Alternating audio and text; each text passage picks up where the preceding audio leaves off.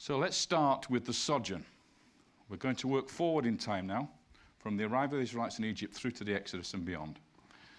And it starts with prosperity, followed by slavery. You know the story. Joseph comes into Egypt as a slave.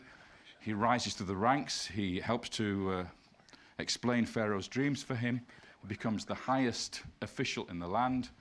His family are brought in from Canaan during the famine period, and they are given the best part of Egypt to live in. They prosper and multiply, and then they're suddenly plunged into slavery. And then on comes Moses and the Exodus after that. But let's first of all look at the beginnings of all this. Just to recap where we are then, we're in now the Middle Bronze Age. Middle Bronze 1, Middle Bronze 2A, Middle Bronze 2B. That's the archaeology. In Egypt, this is the 12th dynasty, the 13th dynasty, and something called the Hyksos period, which I'll deal with in a moment. So in this new timeline, Jericho was destroyed during the Middle Bronze 2B. We're not quite sure where in this phase, but it's somewhere in this period here. And then in the 12th dynasty, here we have the arrival of the Israelites. This is how it works with the biblical chronology in relationship to archaeology. And you'll notice something very interesting. We have one phase called Middle Bronze 2A, which is actually matching exactly with the Israelite sojourn in Egypt, and then we have the conquest 40 years later. So the Exodus takes place in the transition between Middle Bronze 2A and Middle Bronze 2B. And over here, at the end of the 13th dynasty, followed by the Hyksos period. Now, the Hyksos were invaders. They came into Egypt, and they took it over, and they dominated it for a couple of centuries. The Egyptian pharaohs were killed and slaughtered. Their families were murdered. The women were put into slavery, and the women were actually buried along with the warriors who died. They buried the Egyptian female slaves next to them. They were brutal people. This is Egypt's punishment after the Exodus. This. So here is the arrival, here is the prospering, here is the slavery, here is the Exodus, and off to the Promised Land and the conquest of Jericho. What you're saying is that the pattern of evidence was seeing that which the film is going to be, explaining, and is that in this Middle Bronze Age 1 time period, the 12th dynasty, is when you saw it, and others, that there was this influx coming in to brand new people coming into the Eastern Delta. And they were allowed to be there. What B-Tech they told me. Yeah, exactly. They were under the invite of the Pharaoh, just like in the Bible. So when I was talking with Manfred B-Tech, he said to me that these people were given an invitation to be here. In other words, it looked as if they were guests and allowed to settle in that land, matching, once again, the story, the pattern of the story. And there's your quote.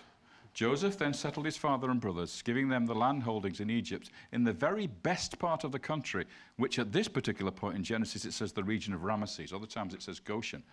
Just as Pharaoh had ordered. Pharaoh had given them permission to settle in the best part of Egypt, the richest and luscious part. And here it is. This is the land of Goshen. Photographed from the Austrian excavation dig house of Manfred B-Tech, looking out on the fields where the Israelites lived.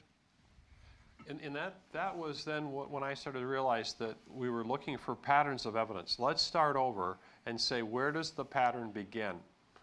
And that began, for me as a filmmaker, the approach to take. And I could see that was the scientific approach. Mm-hmm. And so once we said, let's be free of the dating question, let's just look for the pattern, because of all the information that you know now about the questions about dating. Mm-hmm. So that gave us the freedom to look for the pattern. Sure. So let's actually follow this up now, just so you know where Goshen is. It's right there. So it's in the Eastern Delta. It's the nearest part of the fertile delta to Israel and Canaan. Okay? It's on the border of Egypt, effectively, and any Asiatics or Semites coming into Egypt would have settled in the nearest part to their own homeland. That's the area they were given. So what is this land of Goshen that later is called the land of Ramesses? Well, it's located in the Eastern Delta, as we've seen. It's in the nome the Egyptians call Gesem, okay, which is biblical Goshen. And it's by what we call the Pelusiac branch of the River Nile. That's the most furthest east branch of the River Nile. It's on the eastern side of the Pelusiac branch of the River Nile, at a place in this time now in the Middle Bronze Age, which was known as Avaris. And it later became Ramesses. The city was renamed at the time of Ramesses II, Ramesses. And I suppose you want to ask that question now. Well, you know, how did that happen? How come the Bible refers to it as Ramses? Well, it's a little bit like the Dutch founding New York. Seems reasonable to you, that statement, doesn't it? Did they found New York? No. They founded New Amsterdam. But we're perfectly happy with the idea of them founding New York. Or the Roman 6th Legion comes into England and builds a garrison in the city of York, which New York's named after. And you'll see that in your encyclopedias. But the Romans didn't establish their garrison in York. They founded a garrison in Eboracum, which is what the Romans called it. It was only when the Vikings came along and renamed it Jorvik that we get the name York. But you'll read an encyclopedia that says the 6th Legion founded a garrison at York. So the same thing going on here. And the thing that we try to show in the film is that underneath the city of Ramesses is this older city of Avaris. And so the challenge is that the name Ramesses actually is the name of a pharaoh, it's the name of a time period, and it's the name of a city that was built at a particular time. The royal city of the king. He founded this city of Ramses, which you're going to see now, on top of Avaris, the older city. So what the Bible's telling you isn't so much what they built as where they built. So the Israelites built a city at the place where the audience of the time reading the Bible would know to be Ramses, because they did know Ramesses. Ramesses was very famous, the city. They wouldn't have known the ancient name for it, which was Avaris. So here, we're looking down on the very area we're talking about. And this thing here is what we call a tell, or a ruin mound. In fact, it occupied this entire area, but what happened was the farmers, the fellahin in this area, had been ploughing these fields and digging out the ancient site over the centuries, leaving only this last tiny bit of it left here. So this entire area was developed. And another city was found here underneath Cantia. So if I show you now the landscape as it was in ancient times, they used drill cores, about 850 drill cores, to establish that the river, Pelusiat River, the Nile, flowed through here one time. And it divided into two. So the original name of the town, or the village here, was Rowati, which means the mouth of the two ways, where the river Nile split in two, went off to the Mediterranean. And it's on these turtlebacks here, these islands, that they established the first settlement. And in the inundation season, of course, all this area would be flooded, except for these sand islands that you see here. So they built the village on top of those. So we're in the eastern side, and I'll now show you the settlements. So Avaris, the ancient city, was built predominantly on this island and in this area down here. And later Ramesses, the focus of Ramesses, the city of Ramesses, was here with a royal palace. However, the southern district of Ramesses was built on top of Avaris. So the whole thing was one massive city in the 19th dynasty. But the Israelite city is this one, the earlier one, the Middle Bronze Age one. And here it is. And this is one of the photographs of the excavations a few years ago now, which have collapsed, as you see, and overgrown in this particular part on the main tell. Here's the village of Tel Edaba, which is the name that Tim mentioned earlier. Tel Edaba means the mound of the hyena, and this is the village, basically, which sits on top of the ancient Israelite city. That's what it looked like when it was being excavated in the 1960s, this particular part here, and you can see them digging down and revealing all the important archaeology under this tell. And we managed to reconstruct the actual complex here and the buildings, etc., as we found them from archaeology, from the reports. What you have is the Egyptian enclave with nicely plastered houses.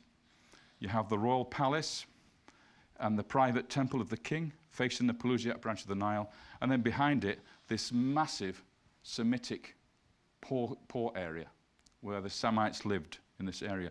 They also lived across the river here, but we didn't reconstruct that. But this was the main area of the town, and it turned out to be one of the biggest cities in the ancient world. It was actually more than 1 mile by 1 mile square in terms of its size. Huge population. So, the Middle Bronze II city of Avaris, the Middle Bronze Age city, This is the only real candidate for the era and location of the Israelite sojourn as handed down in the biblical tradition. There is no other one. This is when we have the large population of Semites. These people, as you'll see in a little while, live there for a while, they expand, they become slaves. There's some terrible disaster hits the place, they all leave. 40 years later, Jericho's destroyed. If we look at the excavations, I'll now show you what the Israelites of that time looked like. Here they are, the Austrians are excavating.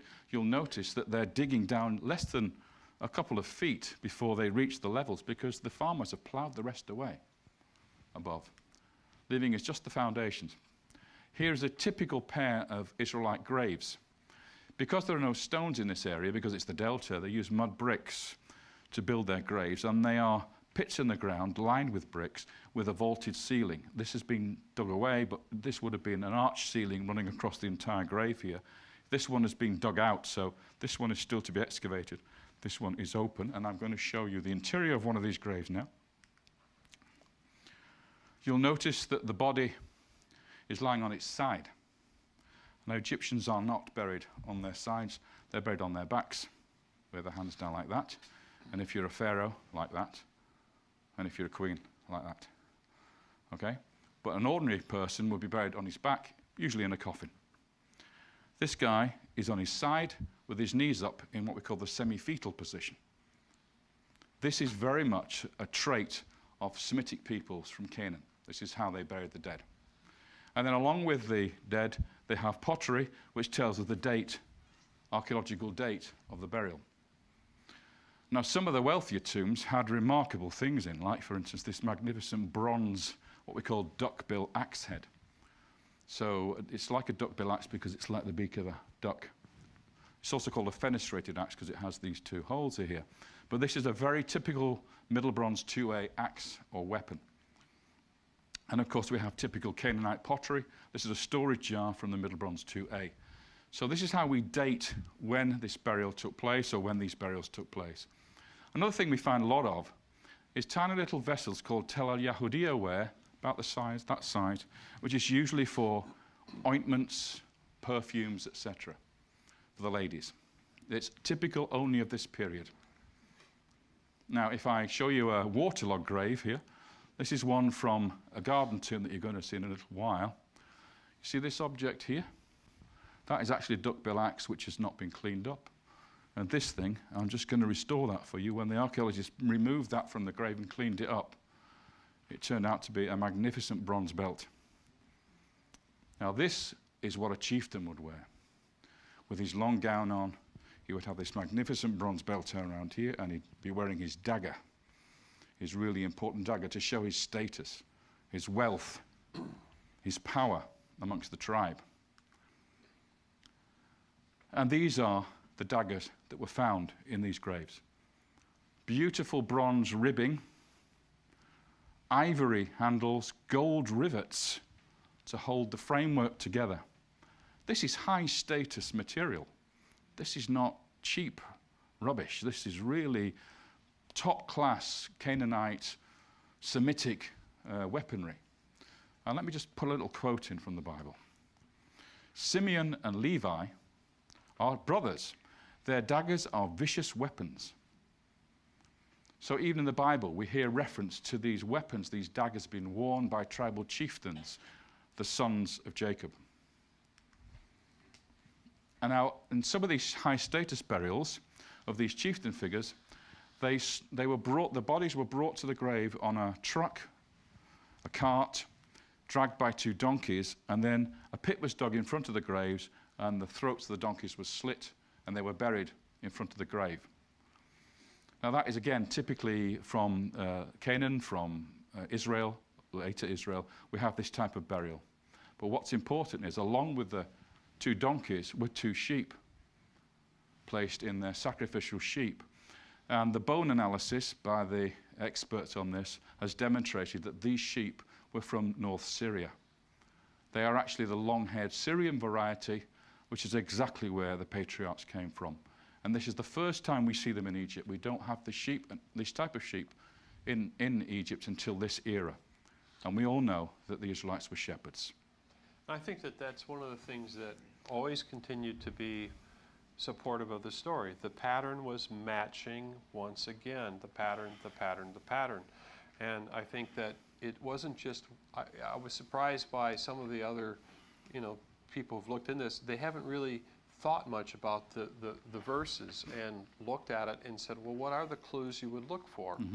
And once again, the pattern, when you start to add up all the pieces, the pattern really started to make sense to me. Because I didn't want to make a film that was off track. I was trying to understand, something that was valid, that was legitimate. And we had numerous other scholars that have looked at this and said, yes, this matches the story and the time. But you asked Beat at the question, what were these people like? And he told you they were shepherds. Yes. And yet he still didn't identify them as the Israelites. Right. He called, did he say proto-Israelites? Well, no, he doesn't use that word. Oh, no, he wouldn't use that word. So they can't see the wood for the trees. It's essentially what he's saying. Mm-hmm. Now, if I'll move on, because we're getting a little bit time compressed here. So let's move on to Joseph, shall we? This is the historical events behind the tradition of the sojourn. Well, just before the time when I placed Joseph's arrival, we start to see Semites coming into Egypt. This is from Beni Hassan, and they are wearing, yes, you've got it, multicolored coats. This is the only time in Egyptian history we have visual art of Semitic peoples entering Egypt wearing this type of colored coat. In the New Kingdom, when you have the standard chronology, they wear white coats with trim on their sleeves and around their necks. They don't wear multicolored coats. And here is the leader of the brigade coming in, the 37 people. I would call them Midianites. His name is Abishah, and he's called a Hyksos, or a ruler of the foreign countries, and he's got a fabulous coat, much better than the rest of the men of the tribe. So status is all important here. You get the best coat if you're the leader. This is the time of two pharaohs, Senusret III and Amenemhat III, who were co-regents. This is the father, this is the son. What's noticed about these two is how miserable they are. These are the only two pharaohs in Egyptian history which look like this. Look at the way the mouth is turned down. Look at the furrows here. Look how the ears are turned, big ears, are turned around at right angles. Now, in visual art, an art historian will tell you that what this reflects is concern on the part of the pharaoh for his people. It's not smiley, smiley pharaohs here. This is pharaohs who are worried, who are concerned for Egypt, showing concern for it, and it's the only time we see this. And there's a reason for it. This is the Fayum Basin, which we'll come back to in a minute. Great Lake, Birkat Karun. But this is a quote from the Bible. Genesis 41, 17-21. So Pharaoh told Joseph, "In my dream, there I was standing on the bank of the river Nile, when 7 fat cows, fat and sleek, came up out of the Nile and began to feed amongst the rushes. And then 7 more cows came up behind them, starved, very wretched and lean. I have never seen such poor cows in all Egypt. The lean and wretched cows devoured the 7 fat cows, but when they had devoured them, it was impossible to tell, for they looked as wretched as ever." That's Pharaoh's dream. That's what Joseph was tasked to interpret. Now, what's important here, and what's not mentioned in the Bible, is that these cows came up out of the Nile. That's not explained in the Bible. But from this connection we've made now between the story of Joseph and Egyptian history and archaeology, we can explain the reason now for the cause of the famine. Now, you all know about Nile inundations. Every year in the late spring, the Nile floods its banks. Waters come down the River Nile from Ethiopia, from the Blue Nile and the White Nile, and they flood the Egyptian plain up to the desert plateau. And this happens regularly every year. But the level that it comes to is very crucial to whether or not Egypt prospers or whether it starves. And what we have down in Upper Egypt, this is Nubia here, there's Abu Simbel, there's Aswan. We come right the way down here to the border of Egypt in this period before we get to the land of Cush, which is in Sudan. We have 2 forts either side of a gorge. One is called Semna and the other one is called Kuma. Here's an aerial photograph of those two forts, there and there. And what happened was, in this particular period, in the reign of Amenemhet III, they started to record the heights of the Nile in the inundation, year by year. First time it had happened, they hadn't done it before. And we believe what it was an early warning system to tell people further north how high the flood was going to be. And if I show you a very complicated chart, I'll explain it very quickly. This is the low level of the river for most of the year. This is the standard flood level in modern times. That means the last 2,000 years here. But in this time, in the reign of Amenemhet, we see these records here, and they tell us that the flood jumped from 12 meters up to around 18 meters in year 3 of the king. And then suddenly, a few years later, it zooms up to 21 meters. So we have a massive increase in water coming into the Nile. This is 4 times the typical average flood, 4 times the quantity. So this is your 7 years of plenty, and that is your 7 years of famine. Plenty because increased water here to this perfect level means more harvest because you can expose more areas to water inundation and the fertile silt. Here, destruction, total destruction. Villages wiped out, cattle killed, drowned, sheep drowned. And the important thing is, if this land is flooded with 4 times the water, it takes 4 times as long for the water to dissipate out to the Mediterranean. So you can't plant your crops. Because when it comes for the end of the season, when you need to plant your seed in the ground is waterlogged. And if it happens year after year after year after year, you get a famine. That's why the cows came out of the river Nile in Pharaoh's dream. The Nile is the cause of both the plenty and the famine. This is the water conditions that they would have been confronted with at the time of planting. So in Genesis 45:6, for this is the 2nd year of the famine. There has been famine in the country, and there are still 5 years to come without ploughing or harvest. Now, if the famine had been caused by a drought, that would not stop ploughing. The only thing that stops ploughing is water. So what does Joseph do about it? Well, he's a genius, this man. This is the great Fayum Lake, and this is what it looks like today. It's called Birket Karun. This is a huge lake. In the time of Joseph and Pharaoh Amenemhet, it was this size. Absolutely enormous. Why did it grow so big? Well, because of this canal that was dug from the Nile to siphon off 50% of the floodwater into this sump, to take away the potential for disaster further north. So he devised this canal, or somebody devised this canal, to divert 50% of the water. King Amenemhet was so pleased with this operation, he actually built his pyramid right on this canal at Tawara. He regarded this as the most important thing that had been achieved in his reign. And the name of the canal? Bar Yosef, the waterway of Joseph.